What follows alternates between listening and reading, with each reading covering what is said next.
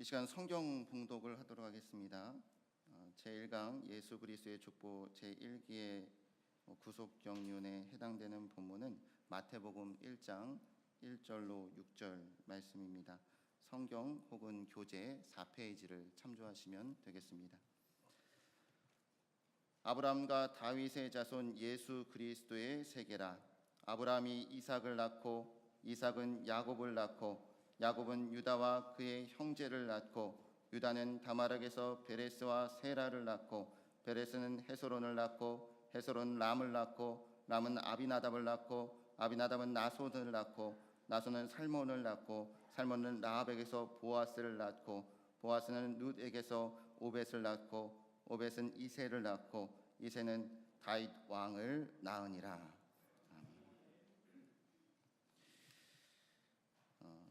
이 시간 제1강을 해주실 목사님은 산성교회를 담임하시고 영남 페이스 신학교 교수이신 유동필 목사님이십니다. 구속사 강의를 통해서 어려운 언약적 그러한 요소들을 우리의 목회 현장과 그리고 성도들의 삶 속으로 깊이 적용하고 인도하시는데 매우 탁월한 강사이십니다. 우리 힘찬 박수로 맞이하겠습니다.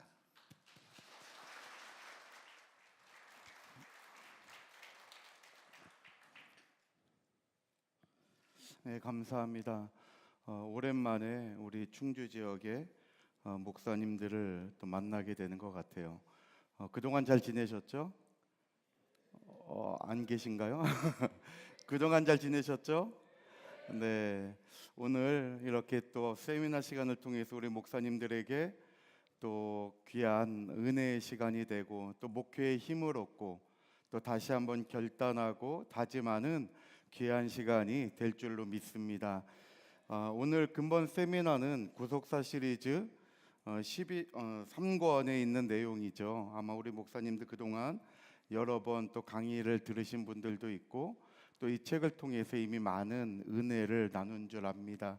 그 가운데 1강의 내용은 이 책에 있는 2장과 3장에 대한 내용을 요약해서 1강의 교환으로 들어가 있고요. 또 4장에 대한 내용이 2강 그 사사시대에 대한 그 내용으로 정리가 되어 있고, 그 다음에 이제 마지막 5장이 다윗의 도피 경로에 대한 내용인데요. 그것이 또 이제 3강의 내용으로 정리가 되어 있습니다. 오늘 이 시간부터 또 식사하고 오후까지 이어지는 시간을 통해서 정말 하나님의 귀한 은혜를 깨닫고 또 무엇보다 우리가 잘 아는 것처럼 이 책은요, 휘선 박윤식 목사님께서 성경을 1800독 이상 하시면서 좀 하나님이 주시는 그 은혜로 한 글자 한 글자 적어 나가신 거죠. 어떻게 보면 연세가 많으셔서 목사님들이 좀 이제는 쉴 때가 됐다 했을지 모르겠는데 박윤식 목사님께서는 80이 넘은 고령에서도 한 글자 한 글자 원고를 정리하시면서 이 귀한 책을 남기신 거예요. 그 이유는 단 한 가지죠. 후배 목사님들이 목회에 도움이 되고 강단이 은혜로 풍성한 그러한 열매 맺는 강단이 되기 위한 한 가지 소원이 간절했던 것 같아요. 그래서 저도 기억에 남는 게 이 은혜를 받은 교회 그 목사님들이 아카데미와 세미나를 통해서, 이런 세미나를 통해서 아직 말씀을 만나지 못한 많은 목사님들에게 이 구속의 은혜가 전해지기를 간절히 원하셨어요. 정말 생전에 그 한 가지 소원이었던 것 같아요. 제가 기억에 떠나지 않는 것이, 목사님 한 분이 목회가 힘들잖아요. 그러니까 때로는 접고 싶은 마음도 있고 정말 포기하고 싶은 마음도 있는데, 근데 이 말씀을 통해서 목사님 한 분이 다시 일어난다면 그 목사님께 아무리 적어도 5명, 10명의 성도는 있지 않겠냐는 거예요. 그런 거 한 분의 목사님이 살면 5명, 10명의 그 성도들의 가정이 살아나는 역사가 있다는 거죠. 그래서 늘 생전에 정말 지금도 그리운 가운데 있지만 휘선 박윤식 목사님은 교파를 초월해서 모든 목사님들을 친아들과 같이 정말 이렇게 생각하시면서 이 마지막 원고를 저희들에게 선물로 주신 것 같아요. 그래서 오늘 어떠한 마음으로 오셨던지 간에 정말 이 말씀을 통해서 하나라도 깨달아 가지고 다시 한번 지친 우리 목사님들이 힘을 얻고 정말 활기차게 하나님께서 맡겨주신 우리 성도님들에게 정말 담대하게 이 복음을 전해서 강단이 살아나고 또 한국교회가 살아나서 이 나라와 민족을 다시 한번 흥왕케 하는 우리 모두가 되는 이 귀한 시간이 될 줄로 믿으시기를 바랍니다. 그러니까 정말 잘 오신 거예요. 우리 한번 앞뒤 좌우를 보시면서 또 한번 축복할까요? 정말 잘 오셨습니다. 예, 예, 정말 잘 오신 거죠. 저희는 이렇게 베풀어 준 잔치 자리에 와서 대접받지만은 우리 충주 하늘소망교회는 오랜 시간 기도로 준비하고 성도님들이 목사님 한 분 한 분 섬기기 위해서 헌금하고 또 이렇게 휴가 내고 다 와가지고 정말 어제도 제가 보니까 밤 늦게까지 여기 청소하고 정리하고 뭐 어제도 뭐 늦게까지 그렇게 하시더라고요. 그러니까 이렇게 우리 목사님들을 간절히 사모하면서 기도하면서 기다린 거예요. 그러니까 오늘 이 은혜를 뺏기지 말고 이 은혜를 간직해가지고 정말 하나님이 나를 불러주신 그 은혜를 다시 한번 회복하고 정말 힘있게 행복한 목회를 이루어가는 저와 또 우리 모두가 되시기를 먼저 주님의 이름으로 축원합니다. 자, 우리 교재 보면 4페이지에 제1강이죠. 예수 그리스도의 족보 제1기의 구속 경륜이에요. 오늘은 먼저 요 1기에 대한 내용. 왜냐하면 구속사 시리즈 3권이 1기에 대한 내용이죠.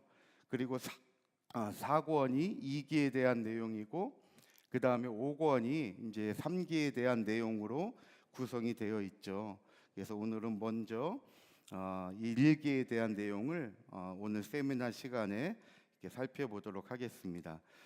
성경을 읽다 보면 족보를 만나게 되죠. 정말 이 족보는 목사님들이나 성도님들이나 참 힘든 부분인 것 같아요. 저도 어릴 때부터 성경을 읽어야 용돈을 받았거든요. 그러니까 늘 성경을 읽어야 되는데 기억에 남아요. 제가 읽으면 저희 어머니께서 늘 저희 어머니는 주구장창 성경 읽으셨어요. 기억이 그거밖에 없어요. 식탁이 밥 먹는 공간이 아니라 성경 읽고 목사님 설교를 갖다가 그대로 녹취하고 그 워커맨 옛날 그 카세트 테이프 있었잖아요. 그거 계속 들으면서 그냥 이렇게 녹취하고 아니면 성경 보고. 그러니까 저도 그냥 자려고 그러면 꼭 성경책 들고 오셔요. 그 성경 읽고 자야 된다고. 그러니까 늘 그냥 성경을 이렇게 읽었는데 어릴 때 제 기억에 이 성경 읽는데 고비가 이 족보였어요. 사람 이름이 그냥 수도 없이 나열되는데 이게 친근하지도 않고. 그러니까 그리고 제가 읽을 때 이 이름이 나하고 무슨 상관이 있길래 하나님은 왜 이렇게 무지막지하게 이름을 많이 이렇게 기록해 놓으셨을까? 그때 어릴 때 그 기억이 지금도 남아요. 그때 그냥 족보되면 제 생각에 어머니가 한 2장 넘기면 그때 이제 한 장 따라 넘기고 뭐 그런 식으로 이제 읽었던 생각들이 나요. 족보는 너무나 어렵죠. 근데 구속사 시리즈를 읽으면서 깨닫고 보니까 족보만큼 중요한 게 없었어요. 너무나 중요하더라고요. 그 족보에서 중요한 게 이 족보에 나타난 타이밍이 있어요. 족보가 성경에 그냥 기록되어 있지 않더라고요. 족보가 기록된 그 타이밍이 너무나 중요해요. 자, 예를 들면 창세기 5장 1절부터 32절은 아담부터 노아까지의 족보가 기록되어 있죠. 그리고 이 노아의 족보가 기록된 이후에 6장부터 10장까지는 노아의 이야기가 기록이 되고 있어요. 노아를 통해서 방주를 짓게 하고 10장은 노아의 세 아들의 족보가 기록되어 있거든요. 노아의 행사가 이루어져 나가는 거예요. 그리고 창세기 11장에 보면 또 한 번의 족보가 기록되죠. 10절부터 26절 말씀 보면 노아의 아들 셈으로부터 아브라함까지의 족보가 기록이 돼요. 그러니까 이 창세기 5장의 족보는 노아로 끝나고 창세기 11장의 족보는 아브라함으로 끝나거든요. 저희들이 잘 아는 것처럼 11장이 끝나고 12장부터는 누구의 이야기예요? 아브라함의 이야기가 펼쳐져 가요. 아브라함을 통해서 하나님이 언약을 체결하시고 그 다음에 이삭, 야곱, 요셉, 육신적인 장자로는 유다죠. 이렇게 하나님의 그 뜻이 이루어져 가는 것을 우리가 볼 수가 있죠. 이렇게 아브라함을 통해서 민족이 하나님께서 원하시는 택한 백성, 이 민족이 형성되어 가는 것을 알 수가 있어요.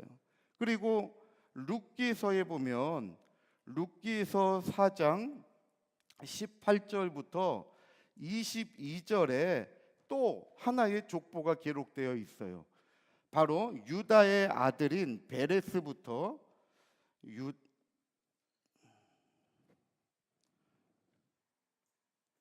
유다의 아들인 베레스부터 다윗까지의 족보가 기록되어 있죠. 그래서 룻기서는 사사 시대의 끝무렵을 얘기하고 있죠. 이게 사사 시대의 배경이에요. 룻기서 1장 1절 보면 사사 시대의 배경인 것을 우리에게 가르쳐 주고 있죠. 그럼 마지막 끝날 때 이 베레스에서부터 다윗으로 이어지는 족보가 기록돼요. 그럼 이제 알겠죠? 룻기 다음부터는 누구의 이야기가 펼쳐질까요? 네, 다윗의 이야기가 펼쳐지는 거예요. 물론 사무엘상, 룻기 다음에 사무엘상이죠. 사무엘상이 보면 사무엘 선지자를 통해서 9장의 사울이 먼저 왕으로 세워지죠. 그렇지만은 이 사무엘상도 어떻게 보면 다윗의 도피 행로가 사무엘상 19장부터 31장에 나와요. 오늘 3강 때 우리 정정원 목사님과 함께 살펴볼 아주 중요한 내용이죠. 그렇지만은 거기에서 사울이 주도가 돼가지고 다윗을 죽이려고 쫓아다니는 것 같지만 하나님은 하나님과 함께하는 다윗을 보호해 주시는 역사를 기록하고 있다는 거죠. 그러니까 룻기서 족보에 끝나는 이 다윗의 인물의 이야기가 그 다음에 펼쳐지면서 다윗을 통한 하나님의 왕정 시대가 이제 세워져 가는 것을 우리에게 가르쳐 주고 있어요. 그러니까 이와 같이 족보는 그냥 기록된 게 아니라 어떠한 하나님의 구속사적인 일을 펼쳐 나갈 때 그때 하나님이 택한 인물의 누군가라는 것을 가르쳐 주기 위해서 하나님은 족보를 먼저 기록하고 하나님의 구속 역사를 우리에게 알려주고 있다는 거예요.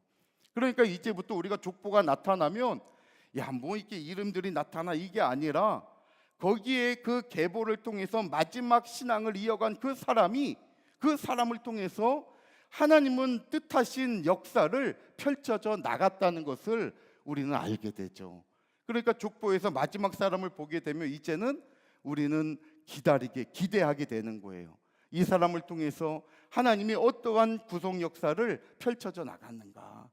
마태복음의 족보도 마찬가지죠. 오늘 우리가 살펴보는 마태복음 족보도 1장 1절부터 16절까지 말씀 볼 때에 아브라함과 다윗의 자손 예수 그리스도의 세계라 하면서 2절에 아브라함으로부터 시작된 이 계보의 역사가 예수 그리스도로 끝나는 것을 우리가 알 수 있죠.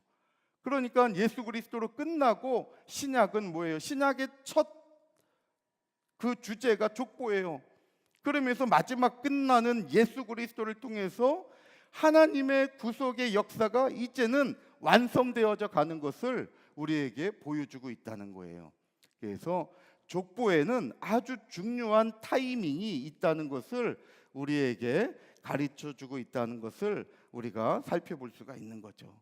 자, 이러한 배경 속에 오늘 요 마태복음 1장에 나타난 족보 가운데 일기의 역사가 우리가 살펴보는 거예요. 자, 그러면 자, 먼저 마태복음 1장에 나타난 족보의 세 시기를 한번 서론적으로 살펴볼게요. 자, 마태복음 1장 17절 말씀 보면 예수님의 족보는 14대씩 3시기로 세 시기로 분류되어 있는 것을 알 수가 있죠. 자, 이걸 한번 잠깐 정리해 보면,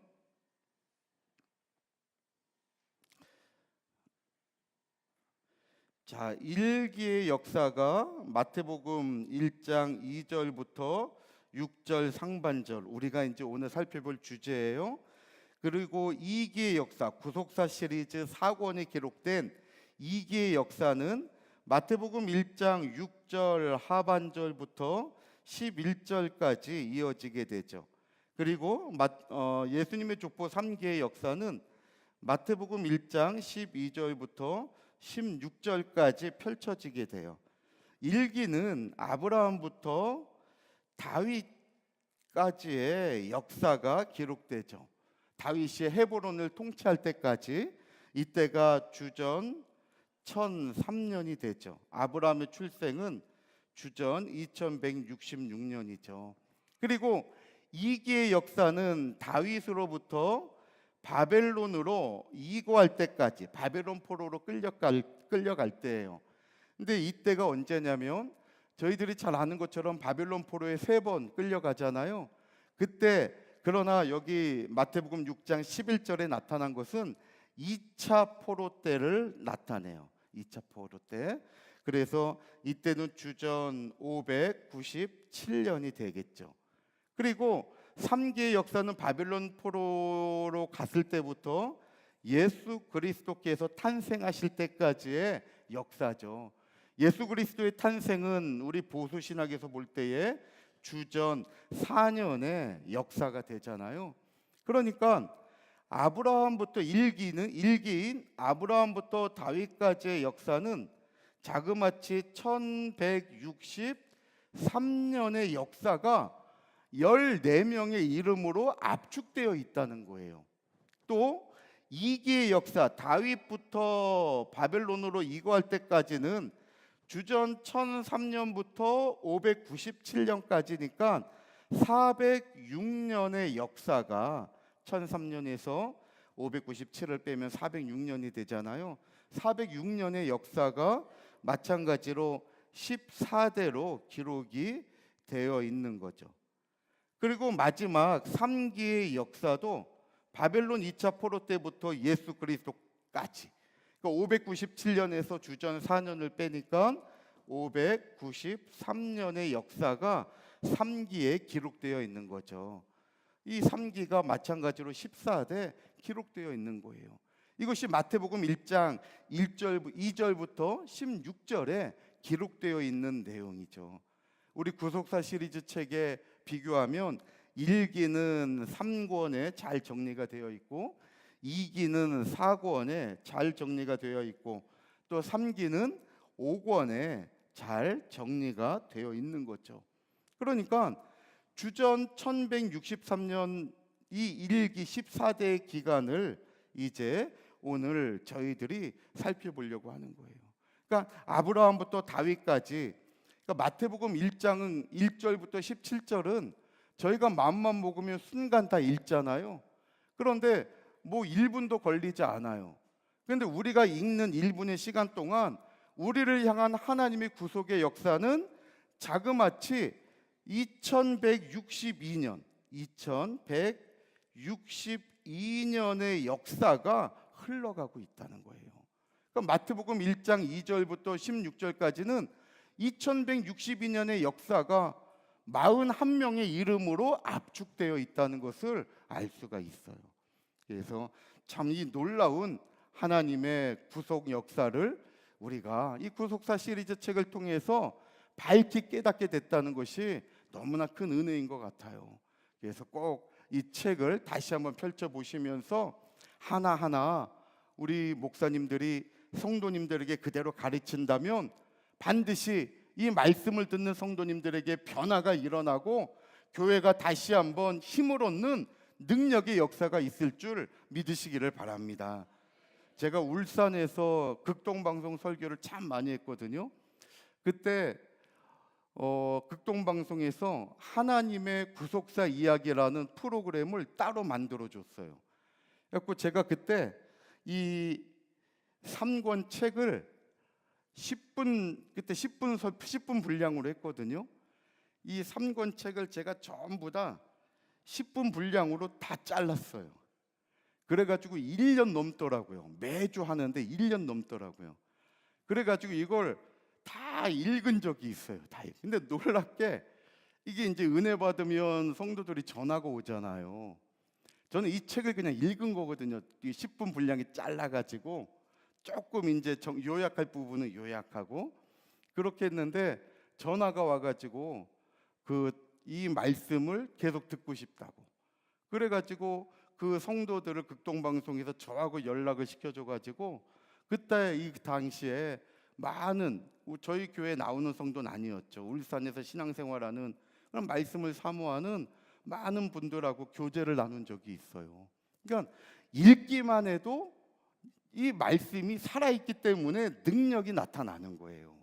그러니까 우리 목사님들이 내가 이거 뭐 정리할 힘도 안 되고 뭐가 안 된다 할지라도 이거를 자꾸 읽으면서 내 걸로 만들어 가지고 목사님의 그 원고를 만들어서 증거하면 반드시 저와 여러분들의 강단이 더욱더 풍성하고 정말 생명력이 넘치는 그러한 목회가 될 줄로 믿으시기를 바랍니다. 자, 이제 일기 안으로 우리가 한번 들어가 볼게요. 자, 이렇게 마태복음 족보는 3기로 나누어져 있는데요. 이 3기로 나누어져 있는 가운데 이제 아브라함부터 다윗까지 요 14대의 기간을 우리가 이제 봐요. 근데 이 족보를 통해서 결국 결론적으로는 예수님께서 오신 거거든요. 자, 그러면 예수님께서 어떻게 오셨는가? 마태복음 1장을 중심으로 한번 살펴보려고 하는 거예요. 그러니까 우리 목사님들께서 이 부분만 얼마든지 띄워가지고 성경 공부를 가르칠 수도 있고 설교할 수도 있잖아요. 그러니까 이 교재를요 한 카트 한 카트 자르면 좀 훌륭한 교회 성경 공부 그 시간을 만들어갈 수가 있어요. 그래서 오늘은 굉장히 양이 많은 거예요. 이 교안에 들어있는 분량이 굉장히 많은 거예요. 그래서 이 흐름을 말씀해 드릴 때 우리 목사님들께서 이것을 부분 잘라가지고 당장 요번 주부터 교회에 적용해 보세요. 그러면 정말 재밌을 거예요. 저는 해봤으니까 이렇게 또 이렇게 말씀해 드리잖아요. 자, 첫 번째, 자 마태복음에 기록된 그 마태복음 1장을 중심으로 볼 때에 예수님이 오심을 예수님께서 어떤 모습으로 오셨느냐. 자, 첫 번째로는 아브라함과 다윗의 자손으로 오셨다는 거죠. 우리가 너무나 잘 알아요. 그 마태복음 1장 1절 보니까 아브라함과 다윗의 자손 예수 그리스도의 세계라 말씀하고 있죠. 자, 아브라함과 다윗의 자손으로 오셨어요. 자, 창세기 22장 자 18절 말씀이 있죠. 우리 한번 다 같이 읽어볼까요? 시작.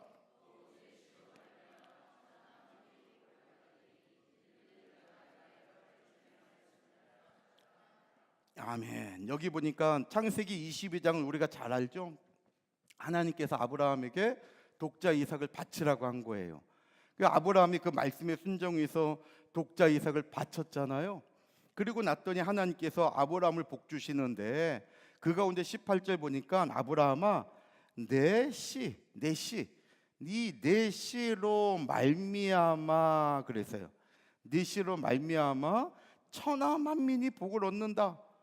왜냐하면 네가 말씀을 준행했기 때문에. 우리가 말씀에 순종하고 말씀을 깨닫는 것이 이렇게 중요한 거예요. 여기 내 씨로 말미암아 이 단어가 히브리어 원문에 보면 한 단어예요. 벳 자르아카 벳 자르아카라고 하는 이 한 단어예요. 이 벳은 전치사죠. 몸으로 말미암아 번역된 전치사예요. 이 자르아카 이 단어가 제라라고 하는 이 단어인데 이 제라 이게 씨 자손 그 뜻이에요. 제라 씨 자손 그 뜻이에요. 이것이 단수형으로 돼 있어요. 남성 단수형으로 돼 있어요. 그러니까 여기 보면 제라 내 씨로 말미암아 바로 요 내 씨는 남성 단수형이기 때문에 아브라함의 아들인 1차적으로는 아브라함의 아들인 이삭을 가리키는 거예요. 그러나 하나님은 궁극적으로 아브라함에게 말씀하고 있는 것은 바로 예수 그리스도를 얘기하고 있다는 거죠. 그러니까 예수 그리스도로 말미암아 천하 만민이 복을 받게 된다는 것을 우리에게 증거해 주고 있는 거예요. 그래서 내시 이것이 히브리 원문에 보면 남성 단수형으로 되어 있는 거예요. 예수 그리스도를 나타내고 있다는 거죠. 그러니까 아브라함의 아들인 이삭이지만 오늘 아브라함의 자손으로 예수님이 왔다라는 그 표현 볼 때에 바로 이 이삭은 예수님을 예표하고 있다는 거죠. 그래서 이 사실을 사도 바울이 증거해요. 자, 이 구절은 꼭 적어 놓으세요. 갈라디아서 3장 16절. 자, 이 구절에 보면 한번 읽어 볼게요. 앞에 있죠. 자, 우리 앞에 보시고 갈라디아서 3장 16절 읽어 볼게요. 시작. 이 약속들은 아브라함과 그 자손들에게 말씀하신 것인데 여럿을 가리켜 그 자손들이라 하지 아니하시고 오직 하나를 가리켜 네 자손이라 하셨으니 곧 그리스도시라. 예, 보세요. 지금 아브라함에게 하나님께서 그 말씀하신 것을 사도 바울이 성령의 감동을 통하여 증거하고 있는 거예요. 오직 하나를 가리켜 네 자손이라 하셨는데 그분이 바로 그리스도라는 거예요. 창세기 22장 18절에 네 씨로 말미암아 할 때에 이 씨는 궁극적으로 예수 그리스도라는 것을 사도 바울도 증거하고 있다는 거죠. 또 사무엘하 7장 12절로 13절 말씀 보면 이 솔로몬도 마찬가지죠. 이건 사무엘하 7장 12절은 다윗 언약이라고 얘기해요. 하나님이 다윗과 맺은 언약이죠. 다윗 언약이에요. 여기서 보면 네 몸에서 날 자식, 굵은 글씨로 되어 있는 네 몸에서 날 자식은 1차적으로는 바로 솔로몬을 얘기하는 거죠. 다윗의 왕위를 이어받을 솔로몬을 얘기해요. 그러나 궁극적으로 볼 때에 바로 이 네 몸에서 날 자식은 예수 그리스도를 얘기하고 있는 거예요.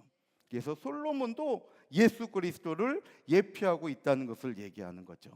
그래서 우리 교재 중간 보면 5페이지에 아브라함과 다윗의 자손이신 예수 그리스도는 두 가지로 정리할 수가 있어요. 예수 그리스도가 아브라함과 다윗을 통해서 약속된 메시아이심을 강력하게 선포한 거예요. 약속된 메시아다. 바로 창세기 3장 15절에 여자의 후손으로 약속된 그 메시아, 또 아브라함과 다윗에게 약속한 그 메시아라는 거죠. 그래서 그분은 언약을 성취하시는 하나님의 신실하심을 선포하신 것이 바로 아브라함과 다윗의 자손이신 예수 그리스도라는 거예요. 그래서 우리가 보통 복음 얘기할 때 정말 복음은 누구밖에 없어요? 예수님밖에 없는 거예요. 복음은 예수 그리스도밖에 없어요. 이것을 가장 명확하게 우리에게 가르쳐주고 있는 성경 말씀이 바로 로마서 1장 2절로 4절이에요. 자, 우리 로마서 1장 2절로 4절 보면 이 복음은, 자 앞에 한번 띄워놓은 거 보세요. 이 2절에 보면 이 복음은 그랬죠. 마지막 동사를 보니까 우리 주 예수 그리스도시니라. 그러니까 복음은 뭐라는 거예요? 예수 그리스도밖에 없어요. 오늘 우리 목사님들이 이 말씀만큼은 정말 교회에 정확하게 우리 성도님들에게 가르쳐줬으면 좋겠어요. 복음은 오직 예수 그리스도밖에 없어요. 그러면 어떤 예수님이냐? 자, 2절에 보니까 이 복음은 하나님이 선지자들로 말미암아 그의 아들에 관하여, 누구의? 예수 그리스도죠. 그의 아들에 관하여 성경에 미리 약속하셨대요. 근데 이 아들로 예수 그리스도로 말하면, 자 보세요. 육신적으로는 뭐예요? 다윗의 혈통. 이건 뭘 얘기할까요? 예수님의 인성을 나타내고 있는 거죠. 예수님은 육신적으로 다윗의 혈통으로 나셨어요. 그러나 성결의 영으로는 하나님의 아들로 인정되셨다. 이건 뭐예요? 신성을 얘기하고 있는 거죠. 신성. 그러니까 복음은 예수 그리스도예요. 근데 어떤 예수님을 믿어야 된다는 거예요? 그분은 인성을 가지시고 신성을 가지신 그 예수 그리스도를 믿는 것이 복음이라는 거예요. 그러니까 예수님을 믿긴 믿는데 인성을 믿지 않고 신성만 믿는다면 그건 온전한 복음이 될 수 없는 복음이 아니에요. 오늘 로마서 1장 2절로 4절에 사도 바울이 얘기할 때에 복음은 바로 우리 주 예수 그리스도인데 어떠한 예수님이냐? 이와 같이 인성과 신성을 가지신 분이 참 복음이라는 거죠. 그래서 오늘 저와 여러분들이 믿는 이 예수님은 완전한 사람이고 완전한 하나님으로 오신 분이라는 것을 믿으시기를 바랍니다. 이것을 명확하게 말씀하고 있는 구절이 또 빌립보서 2장 6절로 8절이죠. 빌립보서 2장 6절에 보면 우리 예수님은 하나님과 동등된 분이에요. 근데 그 동등됨을 취할 것으로 여기지 아니하시고 사람의 몸을 입어 종의 형체를 가지고 이 땅에 오셔서 십자가에 죽기까지 순종하셨다고 말씀하고 있죠. 그래서 이와 같이 예수님은 아브라함과 다윗의 자손으로 오셨다는 것을 알 수가 있어요. 또 하나는 여자의 후손으로 오셨죠. 이것은 창세기 3장 15절에 약속하신 언약의 성취예요. 그래서 이사야서 7장 14절 말씀 볼 때에도 보라 처녀가 잉태하여 아들을 낳을 것이요. 우리 예수님께서는 반드시 여자의 후손으로 오실 것을 말씀하고 있어요. 그래서 마태복음 1장 말씀 보면 이 마태복음 1장의 족보에 마태복음 1장 2절부터 16절까지의 족보에 보면 나타라는 단어가 나타 이것이 히브리어로 겐나오라는 단어인데 이 나타라는 단어가 40번 나와요. 40번. 근데 놀랍게 39번은 다 능동태예요. 이게 능동태가 맞죠. 애는 내가 낳잖아요. 그러니까 애를 낳는 것은 능동태죠. 그런데 특이하게 1장 16절 한 번인데 이 한 번이 16절이에요. 예수님이 마리아를 통해서 탄생하게 되는 이 16절만큼은 수동태로 기록이 되어 있어요. 그 다음 페이지 6페이지에 잘 정리가 되어 있어요. 그래서 39번은 능동태로 에겐 네센 히브리 헬라 원문에 그러나 단 한 번 16절은 수동태로 에겐 네데라고 하는 단어로 기록이 되어 있어요. 그러니까 이건 뭐냐면 다 성경에 나타난 다른 사람들은 전부 다 능동태예요. 그러나 예수님만큼은 수동태로서 성령으로 잉태되신 분이라는 것을 가르쳐주고 있다는 거죠. 그래서 1장 16절 다시 5페이지 그 여자의 후손 그 성경 구절 보면 마리아에게서 그리스도라 칭하는 예수가 나신디라 이렇게 표현되고 있는 거예요. 그래서 우리 예수님만이 성령으로 잉태되어 이 땅에 오신 메시아가 되신다는 것을 믿으시기를 바랍니다. 그래서 이렇게 마태복음 1장에 나타난 예수 그리스도의 족보는 여자의 후손으로 오시는 메시아가 이 땅에 오시기까지의 믿음의 혈통을 보여주는 언약적인 족보라는 것을 알 수가 있어요.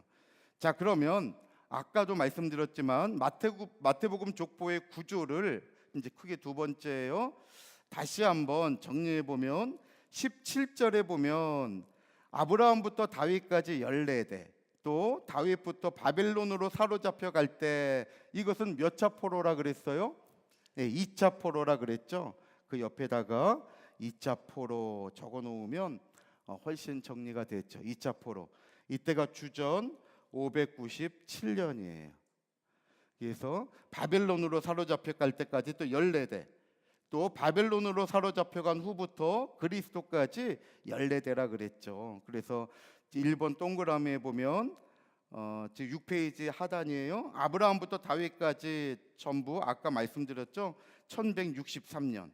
왜냐하면 아브라함은 주전 2166년에 출생했고 다윗이 예루살렘 통치 직전 헤브론 통치할 때 다윗은 전부 40년을 통치하죠. 사무엘하 5장 4절부터 5절에 잘 정리가 되어 있어요, 성경에. 근데 이 40년 통치하는 가운데 7년 6개월은 헤브론에서 통치해요. 그리고 33년은 예루살렘에서 통치하게 되죠.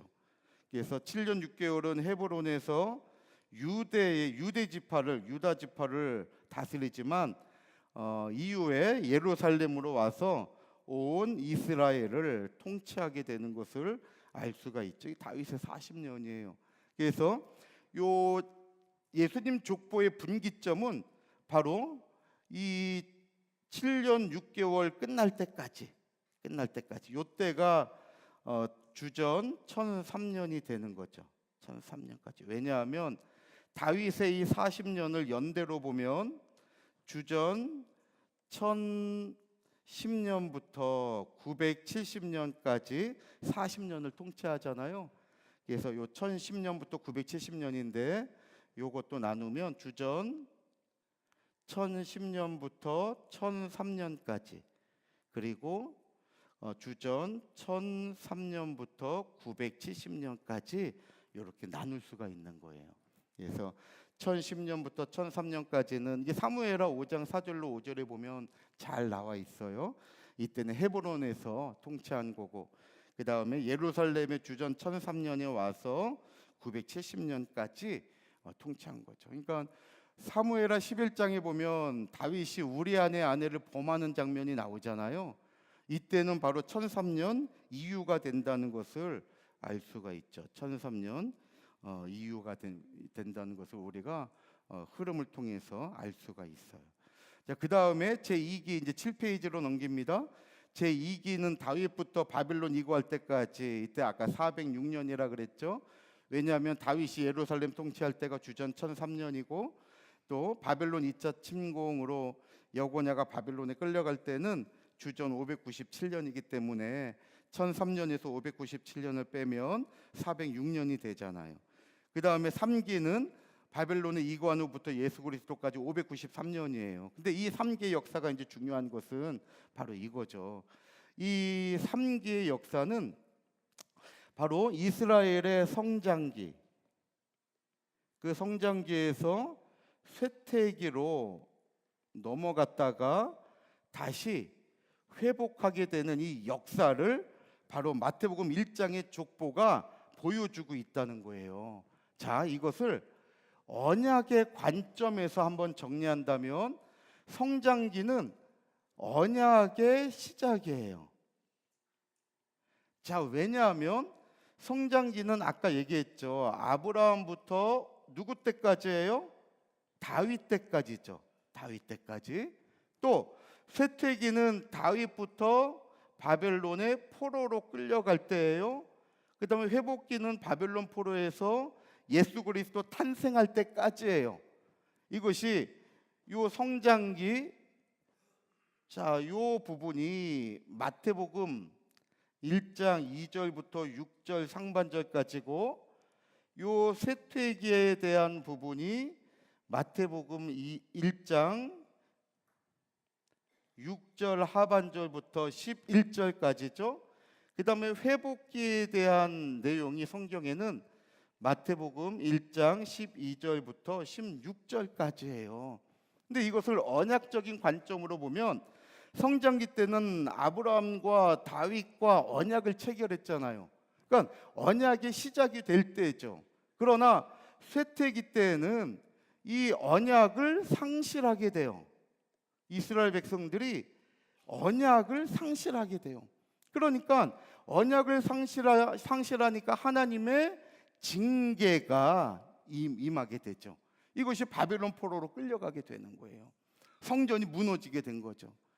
그러나 예수 그리스도께서 이 땅에 오심으로 말미암아 언약이 어떻게 돼요? 다시 회복되는 거죠.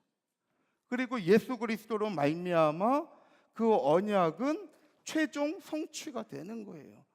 그래서 이와 같이 이스라엘의 역사인 성장기와 쇠퇴기와 회복기를 언약의 관점으로 보면 결국 예수 그리스도로 말미암아 언약이 회복되고 성취될 것을 우리에게 보여주는 것이 마태복음 1장에 나타난 성경의 역사라는 것을 알 수 있다는 거죠.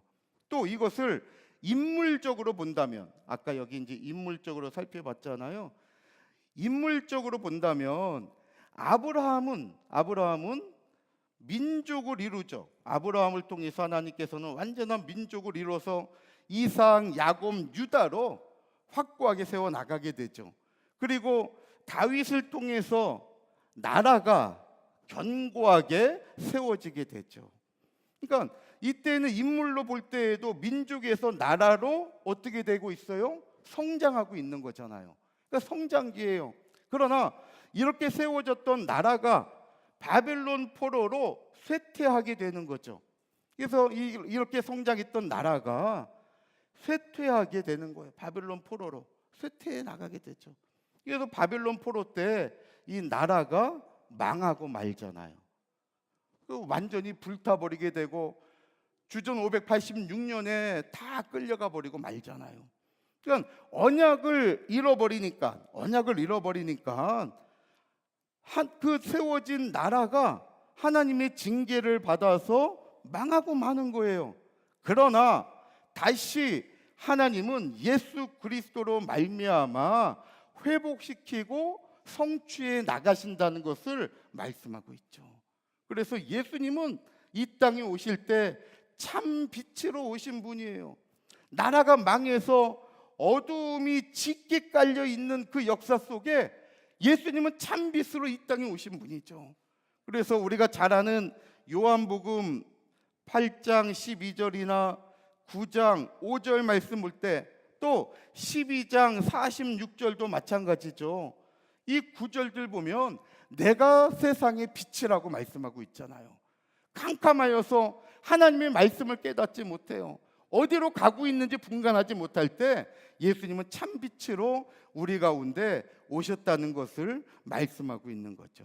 그래서 이와 같이 마태복음 1장에 나타난 이 성장기와 쇠퇴기와 회복기는 우리의 삶 속에서도 마찬가지예요. 내가 때로는 하나님의 언약을 잃어서 정말 어두운 가운데 있다 할지라도 하나님은 다시 우리에게 참빛으로 오셔서 우리의 삶을, 저와 여러분들의 목회의 그 현장을 다시 한번 회복시켜 주시고 우리로 말미암아 하나님의 뜻을 이루어 가신다는 것을 꼭 믿으시기를 바랍니다. 자, 이것을 연대기적으로 두 번째 보면 7페이지 중반부에 연대기적으로 구성한 것을 우리가 이제 볼 수가 있죠. 자, 이걸 한번 잘 보면 아브라함은 아까 말씀드렸죠. 민족을 이루어내죠. 그리고 다윗 왕 때 이것이 견고한 나라로 세워져 가는 거예요. 그러니까 민족에서 나라로 이루어지는 성장기라는 것을 알 수가 있죠. 제1기의 역사는 성장기예요. 그러니까 이때에는 왜 성장할 수 있었느냐? 바로 하나님의 언약, 하나님의 말씀을 중심으로 살아왔기 때문이에요. 그러니까 오늘 저와 여러분들도 내가 하나님의 말씀을 붙잡고 하나님의 언약을 중심으로 살아간다면 우리들의 삶도 성장기의 삶으로 만들어져 갈 수 있다는 것을 믿으시기를 바랍니다. 이 나라도 마찬가지고 우리 교회도 마찬가지인 거예요. 말씀을 잃어버리면 쇠퇴하게 돼요. 이것이 바로 두 번째 제2기의 연대거든요. 다윗 왕부터 솔로몬까지 통일왕국 시대가 120년 동안 이어졌지만 그 이후에 솔로몬 이후 르호보암부터 바벨론의 포로로 끌려갈 때까지 나라가 솔로몬 이후에 분열됐잖아요. 나라가 솔로몬 이후에 분열됐죠. 분열된 이후에 이 나라가 망하고 만 거예요. 그러면 왜 바벨론에 의해서 나라가 망하고 말았느냐? 아까 말씀드린 것처럼 하나님의 말씀을 떠났기 때문이에요. 일기 때는 언약과 말씀을 붙잡았더니 성장기를 이루었는데 하나님의 말씀을 떠났더니 쇠퇴기에 들어가고 말았다는 거죠. 이것이 이스라엘 백성들이 무너진 이유예요. 오늘 우리의 삶이 무너지는 이유도 똑같아요. 내가 말씀을 떠나면 우리의 삶은 무너질 수밖에 없어요. 아무리 내가 견고하게 세웠다 할지라도 하나님이 떠나면 한번 하나님 후 하고 불어버리면 다 날아가는 인생이에요. 오늘 정말 우리가 이 역사를 바라보면서 내가 하나님의 말씀을 떠나는 것이 얼마나 두려운 일인가를 다시 한번 생각해보고 하나님께 가까이 붙어서 떠나지 않는 저와 여러분들이 다 되시기를 주님의 이름으로 축원합니다. 시편 73편 28절 말씀 보세요. 하나님께 가까이함이 뭐라 그랬어요? 내게 복이라 그랬죠. 시편 73편 28절에 하나님께 가까이함이 내게 복이래요. 근데 반대로 그 위에 27절 말씀 보니까 하나님을 떠난 자는 망한다는 거예요. 하나님을 떠난 자를 하나님이 무너뜨리는데 하나님이 망하게 안 돼요. 하나님이 망하게 하는데 잘 될 사람이 누가 있겠습니까? 하나님이 복을 주시는데 안 될 사람이 누가 있는 거예요? 근데 그건 단 하나예요. 내가 말씀과 가까이 하느냐, 말씀과 멀어지느냐. 오늘 우리 목사님들 좀 말씀과 가까이 하고 있습니까? 아니면 점점점 멀어지고 있습니까? 자, 우리 역대하 36장 15절로 17절 다 적어 놓으시고 보세요. 여기 역대하 36장 15절로 17절 보니까 여기 보면 자, 이 표현을 잘 보세요. 그 열조에 하나님 여호와께서 하나님이 주어져 어떻게 하셨습니까? 그 백성과 거하시는 곳을 아꼈대요. 아꼈대. 그래서 부지런히 사자들을 그 백성에게 보냈죠. 그런데 백성들 보세요. 하나님은 이렇게 아껴가지고 사자들을 부지런히 보냈는데 이 백성들 보세요. 첫 번째, 하나님 사자를 비웃었대요. 두 번째, 말씀을 멸시했대요. 세 번째, 그 선지자를 어때요? 욕했다는 거예요. 그 결과가 어떻게 돼요? 하나님이 진노하시죠. 그래서 그들이 만회할 수 없게 하셨다는 거예요. 얼마나 무섭습니까? 그래서 17절에 하나님이 이 말씀이 너무나 두려워요. 하나님이 갈대아 왕의 손에 저희를 어떻게 했대요? 다 붙이심에 하나님이 바벨론 왕에게 다 붙였기 때문에 이스라엘은 무너질 수밖에 없었던 거예요. 근데 그 이유는 하나입니다. 하나님이 그렇게 부지런히 사람들을 보내고 말씀을 진 거예요. 왜? 아끼니까, 내 백성이니까. 그런데 이 백성들은 하나님의 보낸 사람들을 갖다 비웃고 말씀을 갖다가 멸시하고 선지자들을 욕한 거예요. 오늘 이러한 세대가 되고 있지 않은지 두렵지 않습니까? 오늘 저와 여러분들이 해야 할 일이 있다면 말씀의 등불을 밝히는 것밖에 없는 거예요. 17절에 주어가 하나님이에요. 하나님이 다 붙이셨어요. 그랬더니 망할 수밖에 없는 거죠. 오늘 내가 말씀을 떠남으로 말미암아 하나님이 세상에 나를 붙여버리면 우리의 삶은 고달픈 인생길밖에 되지 않는 거예요. 그러나 말씀에 붙어오면 바로 예수 그리스도께서 우리를 다시 한번 안아주시고 우리들의 삶을 역사에 일으켜 주신다는 것을 믿으시기를 바랍니다. 자, 이제 3기의 역사는 회복기라 그랬잖아요. 요 3기는 이스라엘의 회복기예요. 자, 어떻게 회복이 됩니까? 여고냐부터 이게 포로 생활에 들어가잖아요. 그런데 수르바벨을 통해서 성전을 다시 주전 516년에 세우게 되죠. 그리고 참 성전이신 예수 그리스도께서 우리 가운데 오실 때 회복이 되었다는 거예요. 오늘 저와 여러분들의 회복의 역사는 예수 그리스도를 만나는 것밖에 없어요. 오늘 꼭 다시 한번 잃었던 신앙을 회복하는 가운데 말씀을 만나고 하나님을 만남으로 말미암아 하나님께서 비춰주시는 그 빛이 우리 교회에 충만하고, 그래서 우리 교회에 어둠이 물러가서 모든 사람이 행복하고 화목한 거예요. 사랑이 넘치고. 정말 그러한 가운데 정말 하나님이 나를 불러서 목회자로 세워주신 것에 대하여 더 감사하고, 부르시는 그날까지 힘있게 정말 주어진 지역에서, 주어진 환경에서 말씀을 증거하다가 감사함으로 하나님 아버지 앞에 나아가는 우리 모두가 되시기를 주님의 이름으로 축원합니다. 자, 이제 마지막으로 예수님의 족보 제1기에 보면 생략된 부분이 있어요. 생략된 부분. 참 휘선 박윤신 목사님께서 저술하신 구속사 시리즈의 정말 백미이기도 해요. 참 놀라운 역사예요. 이 예수님의 족보 1기에 생략된 부분이 있어요. 자, 한번 서론을 한번 우리 교재 8페이지의 서론을 보세요. 예수님의 족보 제1기에는 몇 년의 역사예요? 몇 명이 들어가 있다 그랬죠? 14명. 자기 1163년을 보통 한 세대, 우리가 한 세대라고 한다면 25년에서 길게는 30년까지 봐요. 30년. 제가 울산에 있을 때 역사를 전공하는 교수님을, 울산대학교 그 교수님을 만난 적이 있었어요. 그분이 이제 카톨릭 신자였는데 같이 이제 그 울산 지역에 교계 활동을 하면서 그 지금 시청에 관계된 그 일을 하면서 만나게 됐는데, 그분이 역사학자라서 제가 한번 여쭤봤어요. 교수님, 이 현재 그 역사로 볼 때에 한 세대를 몇 년으로 보냐고. 이 교수님이 주저하지 않고 30년이라고 얘기하시더라고요. 그래서 최장 30년, 또 짧게 보는 사람은 20년으로도 본대요. 그러니까 평균 25년에서 30년으로 보는 게 요즘 그 학설이라는 거예요. 그러니까 한 세대는 25년에서 30년이죠.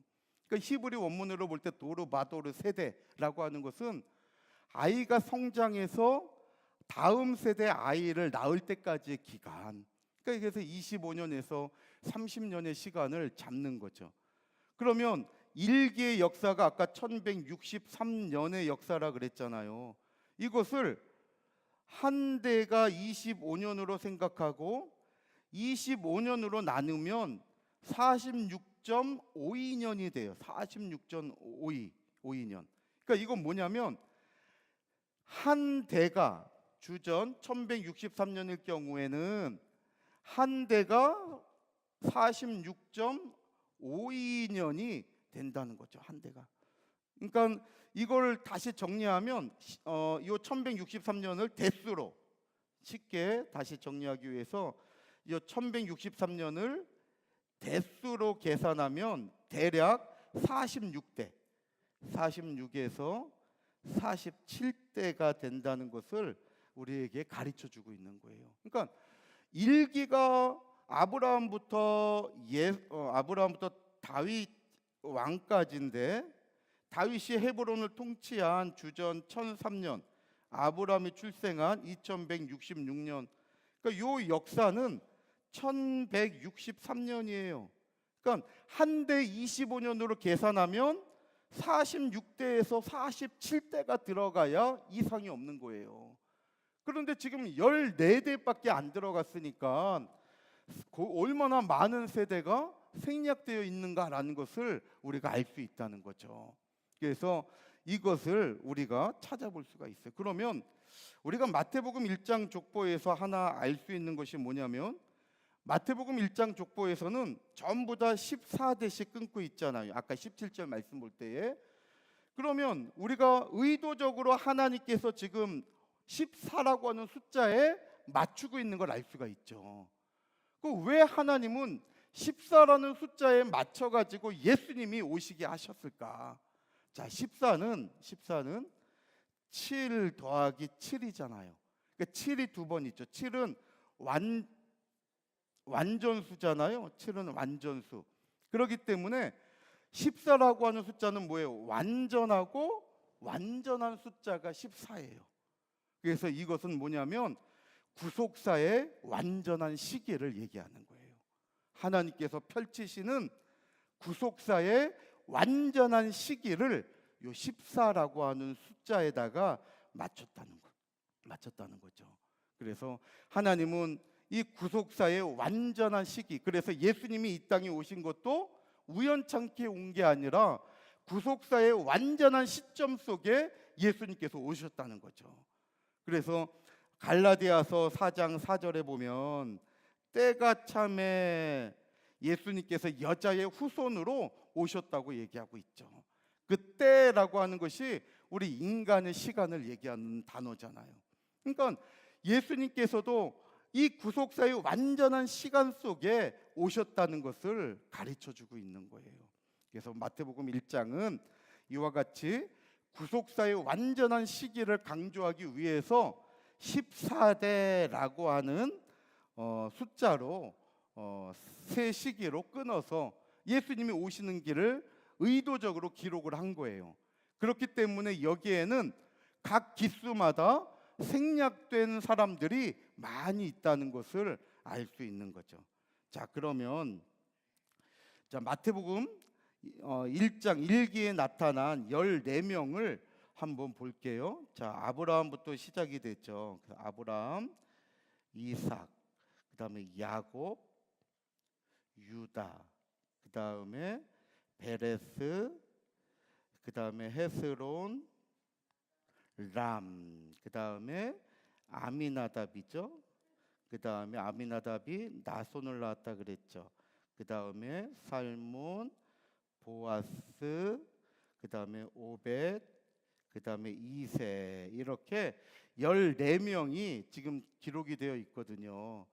그 가운데 지금 마태복음 1장은 아브라함이 이삭을 낳고 이삭이 야곱을 낳고 야곱이 유다를 낳고 유다가 베레스를 낳고, 이거는 뭐 우리가 너무나 잘 알죠. 이렇게 다 낳았다고 얘기하고 있어요. 그런데 람이 아미나답을 낳았다고 마태복음 1장에는 기록하고 있거든요. 그런데 람과 아미나답 사이에는 애굽에서 종살이했던 430년의 역사가 빠져 있어요. 그러니까 실질적으로 성경에서는 람이 아미나답을 낳았다고 했지만 실질적으로 람이 아미나답을 낳은 것이 아니라는 거예요. 왜냐하면 람은 애굽에서 종살이할 때 초기의 인물이고 아미나답은 애굽에서 종살이할 때 말기의 인물이기 때문에 그래요. 나중에 이제 이어서 설명할 거예요. 그 다음에 또 하나, 살몬과 보아스도 마찬가지예요. 살몬과 보아스. 성경에서는 지금 살몬이 보아스를 낳았다고 했지만 실질적으로는 살몬이 보아스를 낳을 수가 없어요. 자, 살몬은 라합과 결혼했죠. 기생 라합과. 그러면 가나안 정복 초기잖아요. 정탐하러 갔을 때 살몬이 라합을 만났으니까요. 그리고 보아스는 우리가 잘 아는 대로 룻기에 나오는 룻과 결혼을 했잖아요. 그러니까 이 살몬과 보아스 사이에는 사사시대가 끼어 있어요. 사사시대. 그러니까 살몬과 보아스 사이의 이 사사시대를 하나님은 전부 다 기억하지 않고 생략시켜 버린 거예요. 이 사실을 모르면 제가 기억에 남는 게, 저는 이제 합동 측이거든요. 총신 신대원을 이제 공부했으니까요. 거기 이제 공부할 때 수요일 날 그 앞에 총신대 앞에 있는 교회를 갔어요. 이제 공부하고 예배를 드려야 되니까는 가서 예배 드렸는데 그때 마침 마태복음 1장 족보를 주보에 보니까 막 그게 나와 있길래 내가 오늘 정말 은혜 받으러 교회를 잘 선택해서 들어온 것 같다. 하나님의 은혜 가운데 하나님께서 이렇게 잘 인도해 주셨구나 하면서 기대하면서 들었는데, 그때 설교가 뭐냐면 살몬이 보아스를 낳았다는 거예요. 그러니까 이걸 모르면 이렇게 설교할 수밖에 없고, 거기에 얼마나 목사님이 이 말씀을 잘 하시는지 성도님들이 다 거기에 그냥 은혜를 받더라고요. 저도 내용은 너무나 좋았어요. 그런데 근본적으로 살몬이 보아스를 안 낳았으니까 그 설교는 다 잘못된 설교가 돼버리고 만 거예요. 그러니까 모르면 이러한 실수를 저지를 수밖에 없다는 거죠. 근데 정확하게 볼 때 살몬은 보아스를 낳지 않았다는 거예요. 자, 한번 연대로 우리가 정리해 볼게요. 자, 주전 1876년에 애굽에 들어가게 됐죠. 야곱이 70가족을 이끌고, 우리가 잘 아는 대로 야곱이 70가족을 이끌고 창세기 46장에 보면 애굽에 들어가게 되죠. 이때 창세기 46장의 족보에 보면 헤스론, 유다 지파의 헤스론이 나오는데 이 헤스론의 이름이 들어가 있어요. 헤스론의 이름이. 그런데 헤스론이 낳은 아들이 람이라는 거죠. 그러니까 이 람은 아버지와 같이 애굽의 종살이, 이때는 430년 애굽 종살이 기간이잖아요. 이 애굽 종살이 기간에 이 헤스론과 람은 초기에 해당하는 인물이라는 것을 알 수가 있어요. 그리고 430년 종살이하고 하나님 작정하신 때 주전 1446년에 출애굽을 하게 됐죠. 출애굽. 이때 유다 지파의 그 두령으로 나온 사람이 나손이에요. 나손. 그 성경을 볼 때에 나손이에요. 그리고 이 나손의 아버지가 아미나답이에요. 아미나답. 그래서 이 아미나답과 나손은 부자 관계죠. 부자 관계. 이걸 볼 때에 람이, 성경에서 요 람이 아미나답을 낳았다고 하는데 요 사이에는 430년 애굽에서 종살이하던 시간이 껴 있는 거예요. 그걸 볼 때에 람은 아미나답을 낳을 수가 없는 거죠. 그러니까 이걸 볼 때 람이 아미나답을 낳을 수 없을 뿐만 아니라 요 기간이 통째로 빠져버렸다는 것을 알 수가 있어요. 그리고 40년 동안 이스라엘 백성들이 광야 생활하죠. 또 16년 동안 가나안에 들어가서 정복 전쟁을 하고 영토 분배를 하잖아요. 그리고 여호수아가 죽고 주전 1390년에 이스라엘 백성들은 사사 시대에 들어가게 돼요. 사사 시대. 그리고 주전 1050년에 사울이 왕이 될 때까지 요 340년의 기간, 요 340년의 기간을 사사 시대라고 얘기를 하죠. 그러니까 여호수아가 이스라엘 백성들을 이끌고 가나안에 들어갈 때에 그때 2명의 정탐꾼을 보내는데 그 사람이 바로 살몬이에요. 살몬. 그리고 보아스는 이제 사사 시대의 끝 무렵에 나타난 인물이 바로 보아스예요. 그래서 살몬과 보아스 사이에는 또 요 사사 시대 340년의 역사가 생략되어 있다는 것을 우리가 알 수 있는 거예요. 그래서 요거를 우리가 이제 교재를 통해서 한번 확인을 해 볼게요. 자, 첫 번째, 람과 아미나답 사이. 자, 람은 애굽 430년 종살이 기간에 어디에 살았던 인물이라 그랬어요? 초기죠. 그래서 람과 아버지 헤스론 사이에는 공백이 없어요. 그래서 역대상 2장 9절의 족보에 보면 헤스론이 낳은 아들이 나오는데 여라무엘과 람과 글루베. 그래서 헤스론이 낳은 아들, 둘째 아들이 람이잖아요. 그래서 헤스론이 람을 낳은 것은 틀림없는 사실이죠.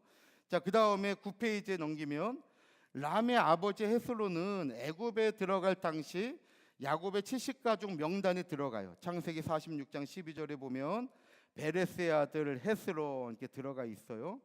이걸 볼 때에 바로 이 람은 초기 애굽 종살이 초기 인물이라는 것을 알 수 있어요. 근데 람이 아미나답을 낳았다고 했는데 이 아미나답은 두 번째 동그라미 보면 애굽 종살이 기간의 말기 인물이죠. 말기.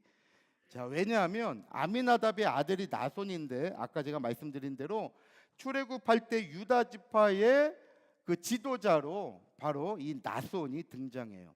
자, 민수기 2장 3절 한번 읽어볼게요. 시작. 동방에 해 돋는 편에 진칠자는 그 군대대로 유다의 진기에 속한 자라.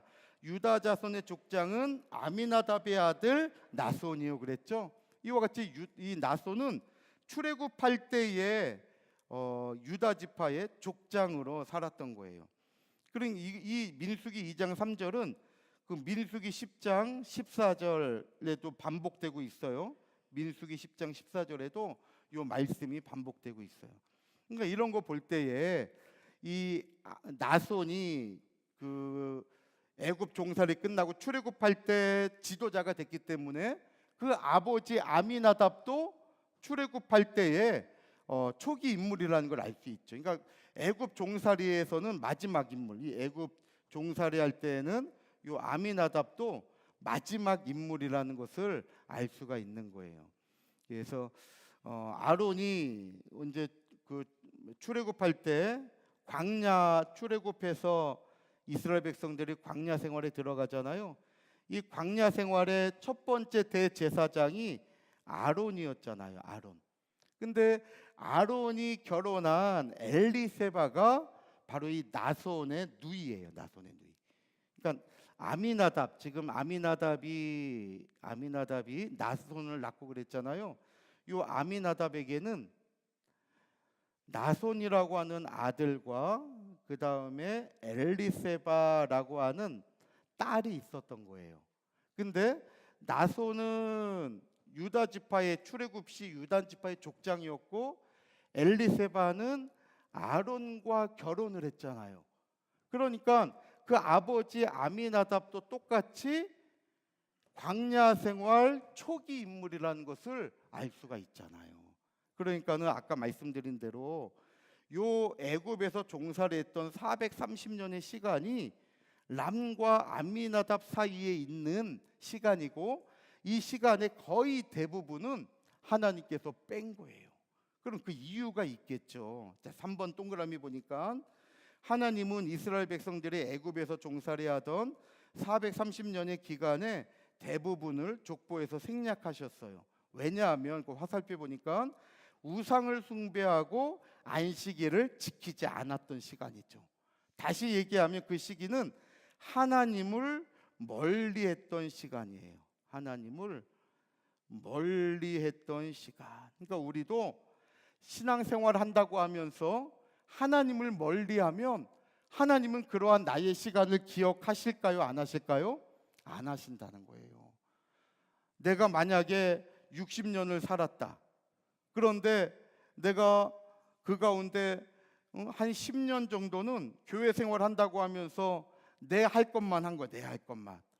뭐 좀 목사님이 뭐 좀 부탁해도 지금 바빠서 안 될 것 같다고 안 하고 그냥 자기 할 것만 한 거예요. 그러면 그러한 시간들을 하나님은 기억하지 않는다는 거예요. 그러니까 내가 지금 70이고 60이고 50이라 할 때 하나님이 나를 기억하는 연대는 과연 얼마나 될까? 우리가 이것도 한번 생각해 봐야 된다는 거죠. 예수 그리스도의 족보 1기의 역사를 통해서 우리는 하나님이 기억하는 시간과 하나님이 지워버리는 시간이 있다는 것을 한번 생각해 봐야 된다는 거예요. 그래서 이와 같이 이 애굽에서 종살이한 시간을 뺀 것은 바로 하나님을 멀리하는 시간들을 하나님은 다 뺐다는 거죠. 로마서 6장 말씀 보면 두 가지의 종이 있어요. 죄의 종이 있고 또 의의 종이 있다고 사도 바울은 로마에 있는 기독교인들에게 얘기하고 있는 거예요. 죄의 종은 결국 사망으로 간다는 거죠. 그러나 의의 종은 거룩함으로 가는데 영생에 이르게 된다는 것을 우리에게 말씀하고 있죠. 그래서 저와 여러분들은 하나님을 멀리하는 것이 아니라 하나님께 가까이 하고 말씀에 순종하는 의의 종이 되어서 정결하고 거룩함을 붙잡고 살아가는 가운데 마지막 하나님께서 부르실 때에 죽지 않고 변화되는 하나님의 놀라운 축복을 붙잡는 저희들이 다 되시기를 주님의 이름으로 축원합니다. 그래서 우리가 죽기 전까지는 부활을 사모하는 게 아니라 변화를 사모하는 거죠. 부활은, 부활과 변화의 근본적인 차이점은 죽음에 있는 거예요. 죽음. 부활은 어떻게 해요? 다시 붙자니까, 다시 살아야 되니까 어떻게 해야 돼요? 죽어야 돼요. 그러나 변화는 바뀌는 거예요. 바뀌는 거. 고린도전서 15장에 51절 이하의 사도 바울이 얘기하는 대로 죽을 것이 죽지 아니함을 입고 썩을 것이 썩지 아니함을 입는 것, 이것이 바로 변화죠. 그러니까 예수님이 재림의 때가 약속되어 있는데 오늘 오실지 내일 오실지 모르잖아요. 그러니까 내가 살아있는 동안 우리는 부활의 신앙보다도 변화의 신앙을 붙잡고 살아야 된다는 거죠. 부활의 터 위에 변화의 신앙을 붙잡고. 그런데 주님 오시기 전에 하나님의 뜻이 있어서 나를 먼저 부르신다고 한다면 우리는 그 죽음도 두려움이 없는 거예요. 왜? 부활의 소망이 있으니까. 그래서 오늘 이와 같이 저와 여러분들이 하나님께 늘 함께함으로 말미암아 세상의 죄의 종이 아니라 의의 종이 되어서 정말 영생을 소망하면서 뜻을 위해 나아가는 저희들이 다 되시기를 주님의 이름으로 축원합니다. 자, 그다음 마지막 10페이지에 살몬과 보아스 사이도 사사시대 340년이 생략되었다 그랬죠. 그래서 살몬은 아까 얘기한 대로 가나안 정복 초기 인물이에요. 왜냐하면 라합과 결혼을 했으니까요. 참 살몬은 대단한 사람이죠. 살몬, 그 이름의 뜻이 외투예요. 외투. 살몬의 이름의 뜻이 외투인데 이것은 덮는다라고 하는 동사에서 파생된 명사예요. 덮는다. 그러니까 외투는 맨 마지막에 우리 온몸을 다 덮어주잖아요. 그러니까 살몬의 이름의 뜻이 덮는다예요. 그러니까 살몬이 라합과 결혼을 하잖아요. 근데 라합은 기생이에요. 기생. 그 자나라는 단어인데 이건 매춘하다, 창녀이다 그 뜻이에요.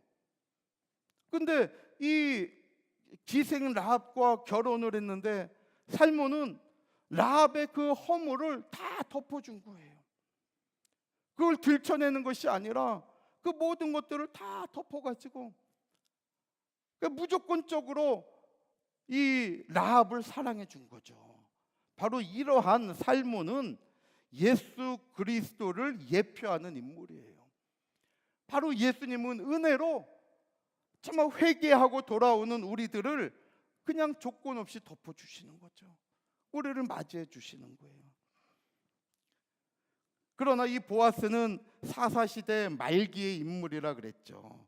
룻과 결혼을 했으니까요. 이 룻은 사사시대 말기의 인물이에요. 사사시대 말기. 그래서 이 보아스는 사사시대 말기고 살몬은 가나안 정복 초기 인물이기 때문에 사사시대 전체가 340년의 대부분이 생략되었다는 것을 알 수 있어요. 우리 맨 밑에 룻기 1장 1절을 보면 사사들의 치리하던 때, 룻기의 시작이 이렇게 시작이 돼요. 사사들의 치리하던 때에, 이때가 사사시대 말기예요. 사사시대 말기. 자, 마지막 11페이지에 보면 그러면 왜 하나님은 사사시대를 다 뺐느냐? 사사기 21장 25절, 이제 2강 때 저희들이 살펴볼 건데요. 자, 사사기 21장 25절은 사사시대의 두 가지 특징을 우리에게 보여주고 있어요. 그때에 그랬죠. 그때, 이거 사사시대를 얘기해요. 그때에 사사시대에는 첫 번째 왕이 없었대요. 사사시대의 특징이에요. 사사시대의 두 번째 특징은 소견에 오른 대로, 자기 소견에 오른 대로 살았다는 거죠. 자기 소견에 오른 대로. 이것이 사사시대의 특징이에요. 그래서 사사시대는 하나님을 왕으로 인정하지 않았던 시대예요. 하나님을 왕으로 인정하지 않았다. 이걸 하나님이 직접 말씀하셨어요. 참 무서운 얘기예요. 오늘 저와 여러분들의 삶의 왕은 하나님이 돼야 될 줄로 믿으시기를 바랍니다. 우리 하나님이 만주의 주가 되시고 만왕의 왕이 되시잖아요. 우리를 다스리시고 통치하시는 분은 하나님이에요. 내 인생의 주인은 내가 아니죠. 옛날에 보면 내 인생은 나의 것 그랬잖아요. 그러나 내 인생은 하나님의 것이 하나님의 것. 하나님이 우리 인생의 주인이 되어야 되는 거죠. 사사시대를 향하여 하나님이 너무나 마음 아픈 것을 사무엘에게 표현했어요. 사무엘이 하나님께 얘기해요. 하나님, 저 이스라엘 백성들이 저를 버렸어요. 제 말 듣지 않아요. 그랬더니 이거 꼭 적어 놓으세요. 사무엘상 8장 7절 말씀 보니까 하나님이 사무엘아, 저 백성들이 너를 버린 게 아니라 나를 버려 자기들의 왕이 되지 못하게 하였다. 사무엘상 8장 7절 너무나 마음이 아파요. 하나님이 사무엘에게 야 사무엘아, 너를 버린 게 아니라 나를 버려서 자기들의 왕이 되지 못하게 했다는 거예요. 사사시대에는 보이는 왕이 없었잖아요. 그러나 하나님이 왕으로 통치하던 시대가 사사시대였던 거예요. 그리고 보이는 사사를 보내가지고 하나님께서 이스라엘 백성들을 다스려 가신 거죠. 그런데 이스라엘 백성들이 하나님을 버리고 왕으로 삼지 않았다고 사무엘상 8장 7절에 말씀하고 있는 거예요. 하나님은 그 사사시대를 통째로 빼버린 거예요. 오늘 저와 여러분들도 내가 왕이 되어 살아가는 시대는 하나님께서 관심도 없다는 것을 기억하시기를 바랍니다. 또 사사시대는 자기 소견에 옳은 대로 살아간 거예요. 자기 소견에 옳은 대로. 우리는 자기 소견에 옳은 대로가 아니라 하나님 보시기에 좋았더라 하는 삶을 살아야 된다는 것이죠. 하나님 보시기에 좋았더라. 자기가 볼 때 옳은 게 아니에요. 성도님들 보세요. 정말 신앙에 정확하게 서 있지 않으면 신앙생활 잘하는 것 같지만 자기 소견에 옳은 대로 행하는 사람들도 많아요.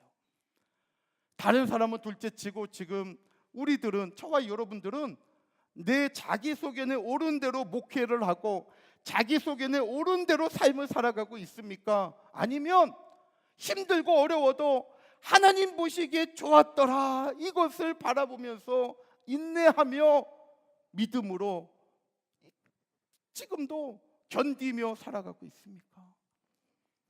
하나님 보시기에 좋았더라 하는 우리의 목회가 되어야 될 줄로 믿으시기를 바랍니다. 하나님 보시기에 좋았더라. 창세기 6장 2절에 노아 시대 홍수 심판의 원인을 보세요. 자, 한번 읽어볼게요. 시작. 하나님이 그 지으신 모든 것을 보시니 자기들의 좋아하는 모든 자로 아내를 삼는지라. 보세요. 하나님의 아들들이 사람의 딸들의 아름다움을 보고 자기 소견에 옳은 것을 본 거예요. 그래서 자기들의 좋아하는 모든 자로 뭘 삼았어요? 아내. 무서운 것은요, 히브리 원문에 보면 복수로 돼 있어요. 아내들이에요. 아내들. 이 원문에 보면 복수형이 복수형. 아내들로 삼은 거예요. 이것이 홍수 심판의 원인이 되었다는 거죠. 우리는 이와 같이 정말 자기 보기에 좋은 사람을 택하고 자기 보기에 좋은 것을 하는 것이 아니라 내가 보기에 좋다 할지라도 하나님이 그걸 아니라고 하면 과감히 내려놓을 줄 아는 것이, 이것이 승리하는 신앙의 여정이라는 거예요. 그러니까 오늘 여기에 오신 분들도 보세요. 시간이 있어갖고 오시진 않았을 거예요. 목사님들이 얼마나 바빠요. 그러나 그 어떤 것보다도 말씀 받는 이 자리가, 내 소견에 옳은 시간보다도 말씀 받는 이 자리가 하나님 보시기에 좋았더라의 자리니까 모든 건 내려놓고 믿음으로 결단하고 이 자리에 오신 줄 믿습니다. 그렇다면 하나님께서 이 자리에 오신 모든 목사님들, 성도님들, 하나님께서 각 사람의 마음을 헤아리는 가운데 오늘 놀라운 은혜와 성령의 역사하심으로 저희들에게 새 힘을 주시고 다시 한번 하나님께서 이끌어 주시는 복된 역사가 있을 줄 믿으시기를 바랍니다. 기도하시겠습니다. 사랑의 아버지 하나님, 오늘 정말 이렇게 귀한 날 허락하시고 간밤 새벽까지 수많은 비가 쉼없이 내리다가 세미나하는 이 아침부터는 오는 길이 험하지 않도록 하나님께서 비를 막아주시고 오히려 깨끗하고 상쾌한 공기 속에서 하나님의 귀한 말씀을 듣게 하시니 진심으로 감사를 드립니다. 아버지 하나님, 예비된 3번의 시간을 통해서 우리의 답답했던 목회의 삶, 가정의 삶, 나의 모든 걱정과 근심이 다른 것이 아니라 말씀을 통하여 해결되어지는 이 하루가 되게 하여 주시옵소서. 아버지 하나님, 기도하는 마음으로 달려왔사오니 각 사람의 마음마다 하나님께서 은혜로 충만케 하여 주시고 붙들어 주심으로 말미암아 정말 이제 돌아가서 다시 한번 주어진 환경에 목회를 할 때에는 아버지, 우리의 모든 삶이 힘을 얻어 하나님 아버지의 이름을 존귀히 높여드리는 귀한 삶이 될 수 있도록 역사하여 주시옵소서. 아버지 하나님, 힘을 다하여 준비한 우리 충주 하늘소망교회를 축복하여 주시옵소서.